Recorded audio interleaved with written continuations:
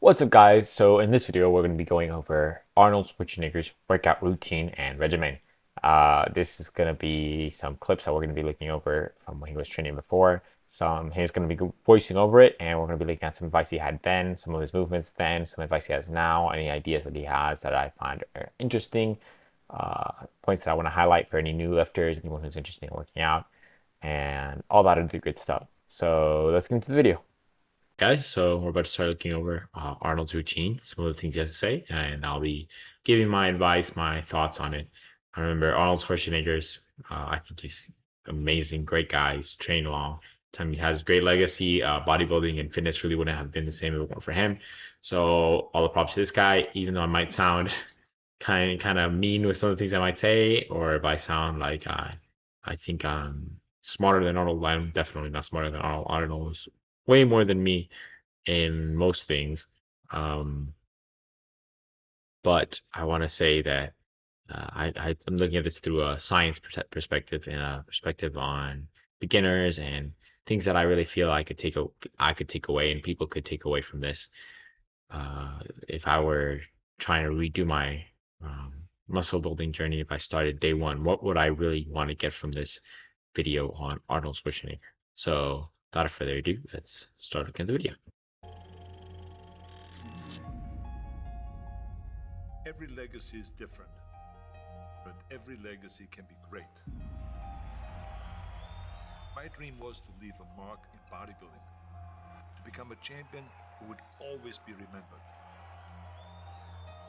It took sweat, it took sacrifice and pain, but ultimately it led to triumph.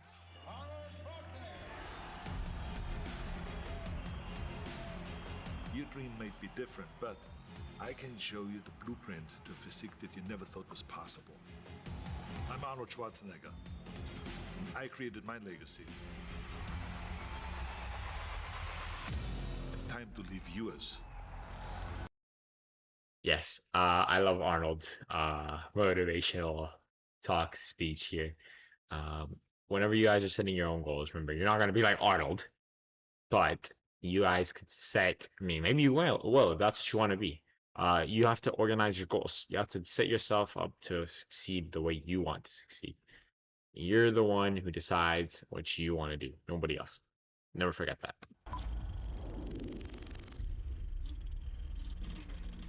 The biggest name in competitive bodybuilding is Arnold Schwarzenegger, the current and defending champion of Mr. Olympia. 28 years old, 6'2", 240 pounds. Arnold has held the title for the past 5 consecutive years, in addition to being Mr. Universe 5 times. The most important thing is that you have a vision, that you have A vision, a goal, just what I said. Very important. Vision, goals. Very, very important, guys. Don't forget, if you guys have seen any of my videos, goal notebook, write down all your goals, all the things you want to do. Very, very important. To have that vision that I want to be the greatest bodybuilder of all time, you have to have a goal. Now, it doesn't have to be that specific goal, but it has to have some goal. This is why I always recommend to people, sit down, take your time, and start thinking about why do you want to work out? And then it can be as crazy as it is. It could be, I want to impress girls. If that's your goal, so be it, but it motivates you. It could be that you're emulating a certain, bodybuilder. Have those pictures put all over the wall like I did when I was a kid, so that every day when I go to sleep, every day when I wake up, I look at those pictures and they motivate me. You need that motivation, and then therefore you have this kind of imprint in front of you all the time, and you know exactly what you're chasing. This is why I always smiled when I was in the gym. People always came up to me and says, why are you smiling? You're working out 5 hours a day. You're doing the same as the other guys, but the other guys have a sour. Science has gone to show us that people who train for a long time, they actually had to move the camera because I don't want to block his face. Science has gone to show us that dopamine is produced when we work out. So people who work out, the more you work out, the more dopamine is produced each time you work out. You actually your body starts to get you to become addicted to working out. You can actually get addicted because it produces these chemicals, these feel-good chemicals, dopamine, that will start to progressively get you addicted to working out. So Arnold's very, very He's on to something with the warrior, with the smiling and the thing. That's probably because he's addicted. He's probably been working out so much and he trained so much, or has trained so much that he's addicted to working out. That's probably why he smiles. But let's see what he has to say. Oh, let me shoot my camera. Why? Because I knew that every rep that I did and every set that I did and more weights that I lifted, I get one step closer to turning that vision into reality. It's getting closer and closer.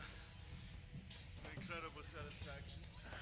I remember that when I weighed 245 pounds, and Bob Raferson, the director of Stay Hungry, said to me that I'm interested in having you in a movie. And then he said, but I don't want you to weigh more than 210 pounds. So I said, well, it's funny you come to me and you want me to be in a movie, but I'm weighing 245, 246. But he demanded that. And he says, look, it's very simple. On the day we start shooting, he says, I'm going to put you on a scale. And if you don't make the 210, you're out. So here we're gonna see Arnold probably go and cut a whole bunch of weight. Remember, we're all working toward goals here, so Arnold has different goals, and you can see here is Arnold's vision. I might skip through some of this stuff just to not make the video too long, especially at the end here. Everyone has a problem, but we'll see. I worked on it. I started visualizing myself very clearly as a lean athlete, because that's the only way I could lose that weight and all of a sudden get interested in running more. Because up until that point, I ran like 3 miles after training or before training or whatever. But now all of a sudden it was 5 miles, 6 miles, 7 miles, 8 miles in order to lose the weight. And I did everything with high reps. And I was watching my diet, what I eat, and all those kind of things. And the day before, with Bob. Napoleon Hill, John Quick, and some others. The guy who made Atomic Habits, they all talk about visualization. Visualize your goals, and you'll be more likely to achieve them. Ray Dalio, too, in his principles. Visualizing goals will make you more likely to achieve them.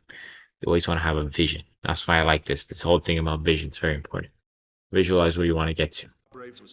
He says, let's step on the scale. And I stepped on the scale and I weighed 209. So it just shows you what is possible if you visualize exactly what you want to look like. So it can go one way, which is that you can lose weight and get trim and get slim and everything, get the abs out and all this. Or you go the other way and you gain weight because you see yourself big and you see yourself as a winner of a Mr. Olympia or something like that. I knew all along that it doesn't matter if I go down to 200 or to 160 pounds. Because if I make my mind up, it doesn't matter how much weight it is. This is definitely the hardest part. All right, guys. So you have to visualize within reality. If not, you won't believe that you'll be able to do this and you won't be able to get there. I always believe that if you're going to make visualization, you're going to set your goals and try to make them attainable, something that you believe you can attain. If you train very, very hard, or if you put your utmost effort, what can you do? If you truly believe it, then you will achieve it, like Arnold says. But if you don't believe it, then I don't think you'll be able to achieve it because you don't think you'll be able to achieve it. So always try to make your goals achievable, or what you believe to be achievable. For people is to stay on a diet. But do you believe it maybe that the part of the reason why they can't stay on their diet is because their vision isn't in check or their why isn't right? I mean, because that all ties together. You said it didn't matter to you because you were eating what you needed to eat for your goal. But how do we tell them to kind of have that same mindset as it, so how can we help them be better when they're watching this and they're saying, as soon as I'm going to download the blueprint and I'm going to change and I'm going to transform myself? Well, to me, is what are you more hungry for? Am I more hungry to be Mr. Olympia? Or am I more hungry to eat like everyone else out there? And very true. If you want to eat as much as you want. Get obese and die. That's what you guys want. But if you don't want to work out, then go work out. You'll be better. If you don't want to work out, don't work out. It's all up to you guys. All up to you. It's there's this phrase from Brian Tracy, this motivational speaker.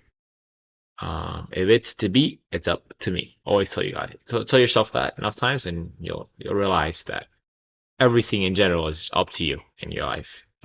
So yeah. look like everyone else. You know, to me, I was more hungry to win Mr. Olympia, and I was more hungry and more interested, more excited about the fact of becoming a champion and being ripped on stage and being cut and winning the trophy and all those kind of things, because I knew that if I would just, you know, have a temporary joy here and eat and cheat, I'm most likely not gonna make it. That someone else is gonna walk right by me and someone else is gonna grab that title. Because many times these competitions were very, very close. And I remember especially in 1980 where it was just 2 points. And you know, any mistake could have cost me the title. So this is not a mistake that I want to make. I want to be responsible that I... Remember, especially if you're doing competition, other people have the same vision, so your vision has to be clearer and stronger than theirs. You have to work extra hard if you're doing some sort of competition to really get to your goal. So good on him for sticking to his plan. do everything that I can to be a winner. Yeah, it's just coming. Fingers right across it,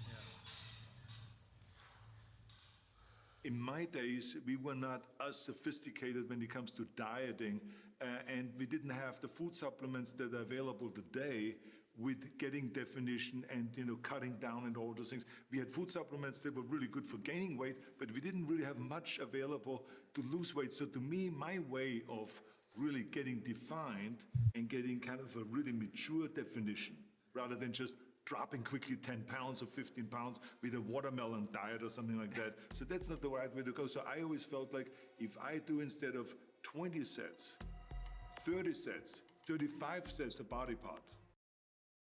Wrong. Completely wrong. Do not do 35 sets of body parts. I don't know if I don't care if you think, like, I mean, Arnold was an Olympia champion or whatever, but never ever do that. You'll hurt yourself or you'll tear a muscle. This guy was on a lot of steroids when he was training. Do not train your muscle group, any muscle group, 35 sets of training. It's way too much volume. You'll hurt yourself.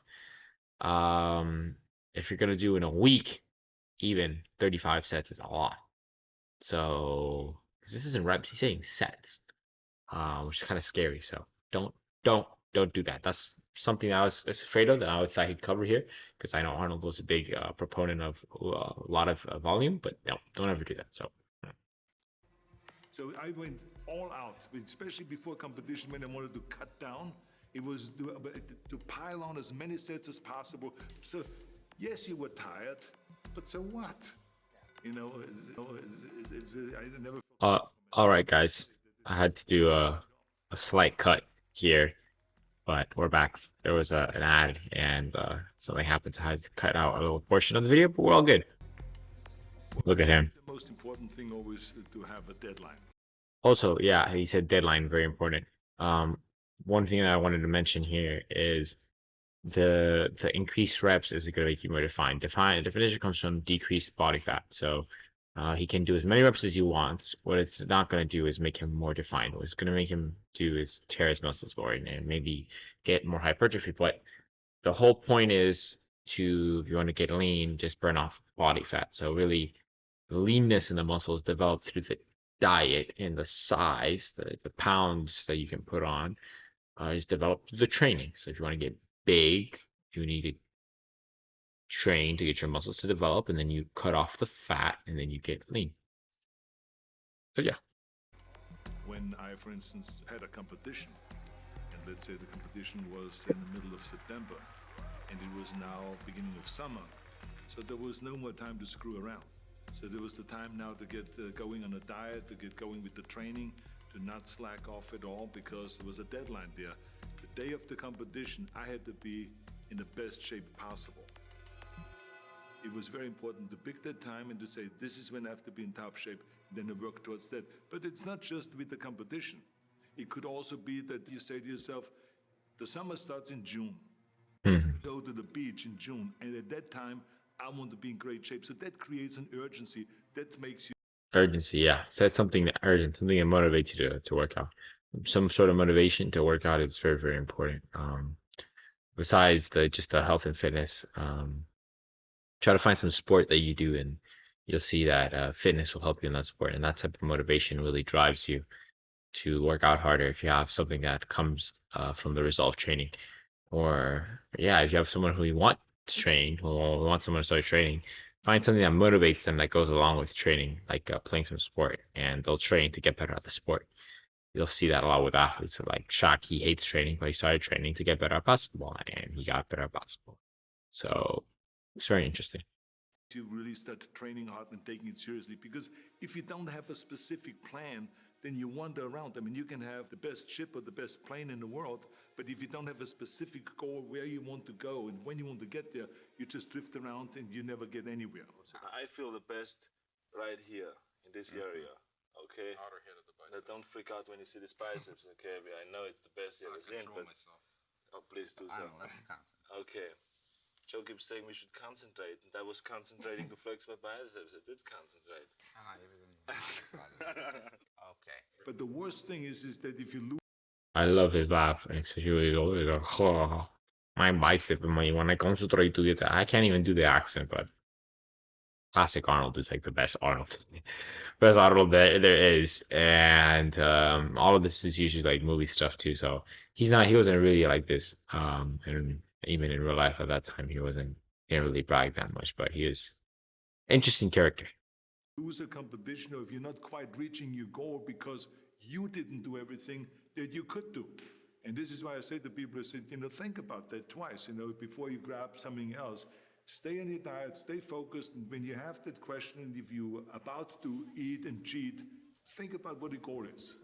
And does this screw up now, or this need to having some fattening food, is this gonna help you? But the key thing again is have the clear vision. Because then you never go to the gym and you say, the day I feel People watching them training, it's like you're watching an animal in an exhibit. People are, especially back then, people weren't used to seeing people like this. It's really rare to see someone that lean, that muscular at that time. And so it wasn't popular. Bodybuilding wasn't as popular, but it's crazy. You can see his physiques are pretty impressive, even in today's standards. So it's impressive what this guy was doing back in the day. down a little bit, I don't know what it is all about, I don't know my life, I'm confused. No, because that means that you haven't even set up your training partner.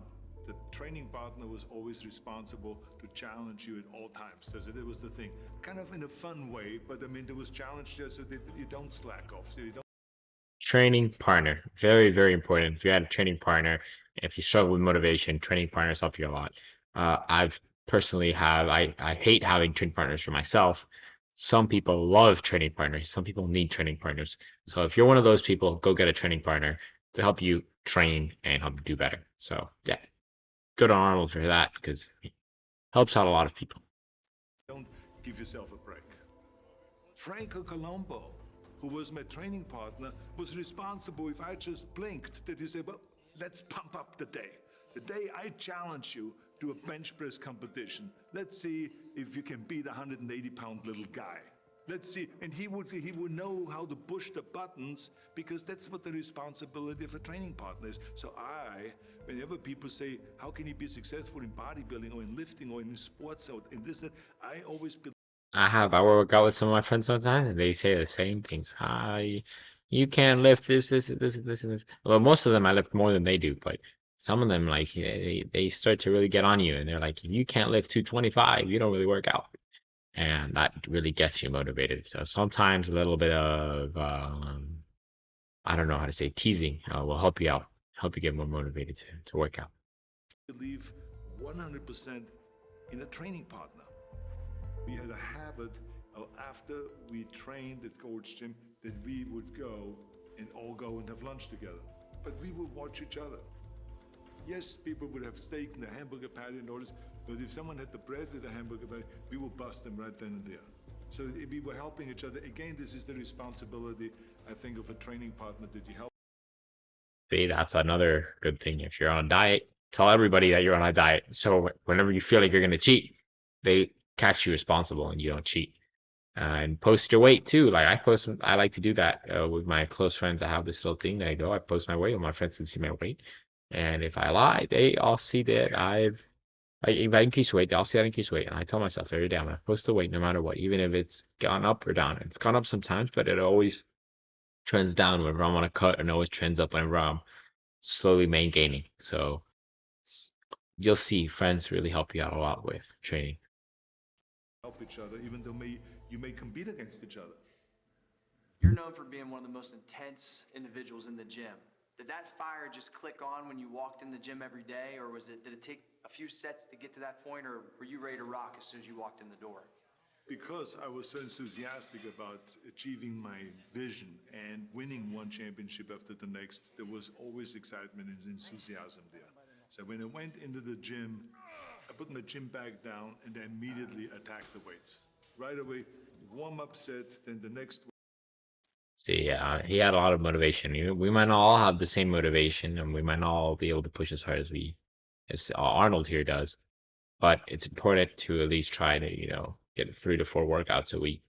We don't have to be training all as intense as Arnold, because you see there he's training, and all these different types of training are actually kind of interesting because, like what he was doing here with the sitting before with the triceps, it's very interesting. There's a lot of people who do that.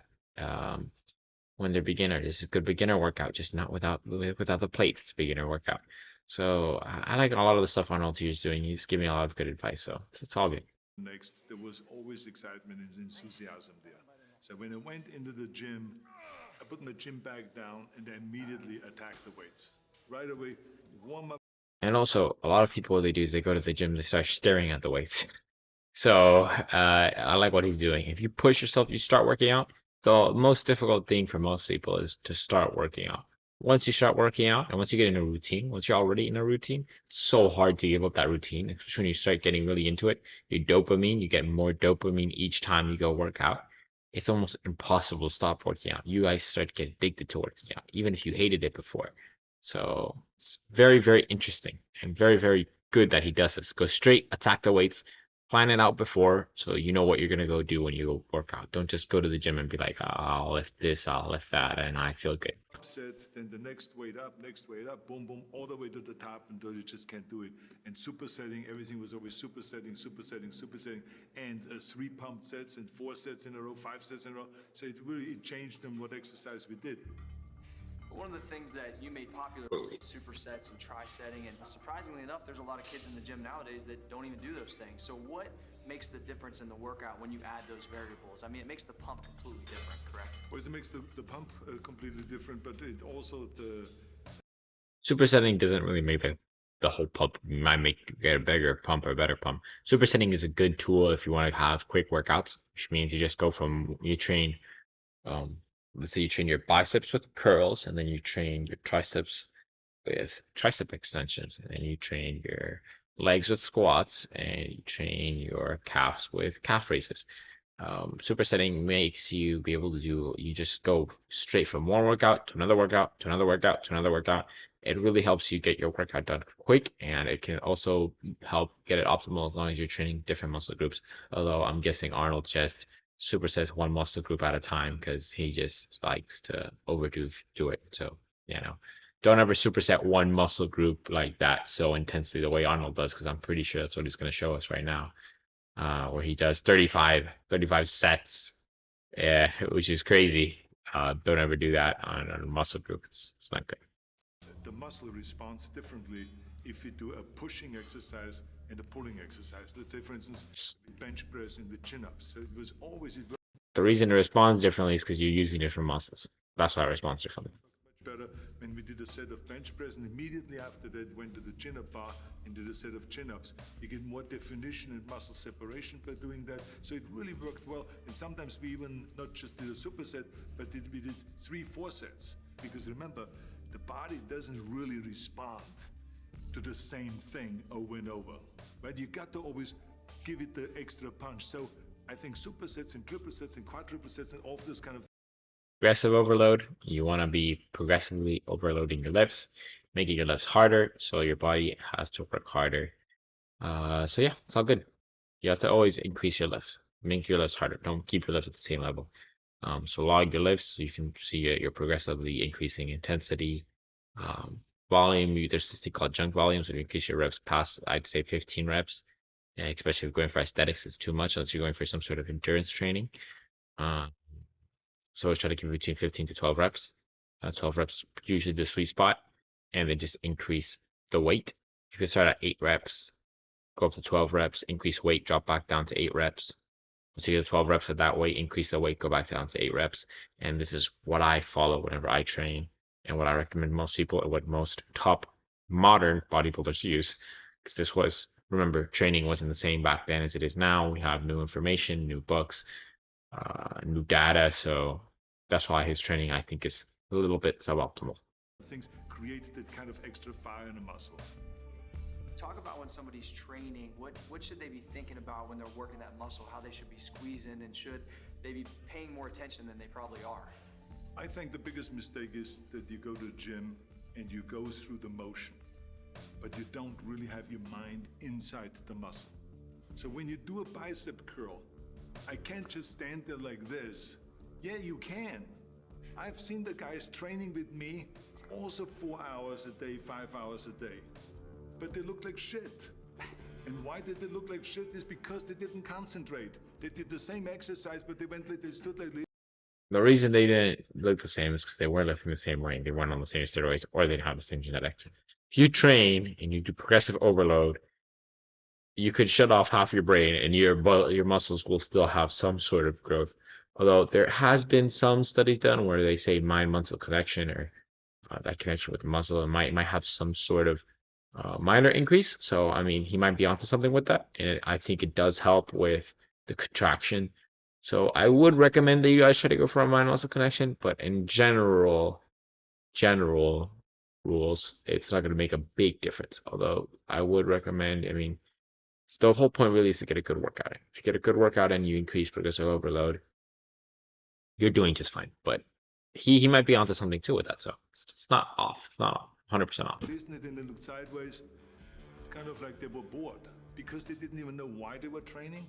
They were not inside the bicep. I tell you, you got to be inside the muscle. So this is the difference. So this is why when I see guys texting, they're not serious. This is Mickey Mouse stuff. You know, you train or you don't. You know, it's like in Germany we say, wenn schon, denn schon. If you do something, then do it. Go all out. You don't think it has anything to do with the mind? Because I think Completely agree. If you do something, go all out. don't have to do it. For most things, when you're starting working out, don't go all out and kill yourself. But in general, if you're gonna work towards something, work to it. Don't have to most things. Most things are best done if you go all the way. I think if my mind is right and if I can meditate myself into a real good pump, I get it. And if my mind is flowing away somewhere else and, you know, on some other subject, then I just don't get a pump. Everyone has a problem with time. But the day has 24 hours and we sleep 6. Now, I know there's some out there that say, whoa, I need 8. Well, I say just sleep a little faster. Because the bottom line is we have 24 hours. Just sleep a little faster, guys. Just sleep a little faster is interesting. Some people need less. Some people need 7. Some people need 8. Most people will not perform at 100% unless they get at least 7 hours of sleep. The most I've seen is 6.5.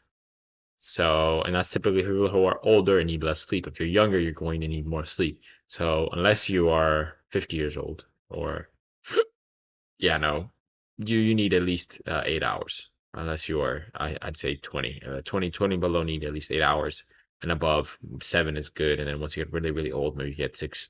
Once after you pass 50, maybe 6.5 hours to 6 hours of sleep, because sleep becomes less important. At that age, you just become very important. It's still always very important. You always need at least 6.5, I'd say. But it's also genetic. So some people need a little bit less sleep. But maybe there's been some people who have done studies and they've really pushed themselves and they can go and last a long time with 6.5 hours of sleep. But in general, it's not recommended. So try to get at least 8 hours of sleep, guys. Available 6 hours of sleep. So you have 18 hours now available. Although there has been some studies done where if you like spread out your sleep, because your sleep is in cycles, 90-minute cycles, you can sleep less and you can go to 6 hours of sleep. Although it's very unique. There's this experiment done that I read that's very interesting. And they'd have these guys take naps. So they'd take 90 minutes, 4 90-minute naps throughout the day. And that was more than enough and they didn't need to sleep anymore. Although it's very unique and most people aren't used to that. So I wouldn't recommend it. Although it is technically possible, I guess, to get only 6 hours of sleep. Your work, your family, your hobbies, and also to learn something new. Or you say, I'm gonna go and reshape my body. So you're gonna go and take this hour out of your schedule and say, I'm gonna train an hour every day. So this is for most people a huge challenge, but it is totally doable, I can tell them, because the kind of things that I did when I came to this country, I mean, I went to school, I was working in construction, I was working out my 5 hours a day, I was taking acting classes from 8 o'clock at night to 12 midnight. I was doing all of those things. I wanted to make sure that I Yeah, no, you can work hard if you guys organize yourself right. It's all about organizing, planning. It's very important. waste one single hour. Don't give me this thing, I have a difficult time with the time and I don't have time for this and I don't have that. You have time, you make the time. When the President of the United States has time to work out, when the Pope has time to work out, then you have time to work out. The goal is to have a perfect body, a perfect developed body. You have to go on forever. In my house, you'll see one. You have to go on forever. Love this video. Love this, guys.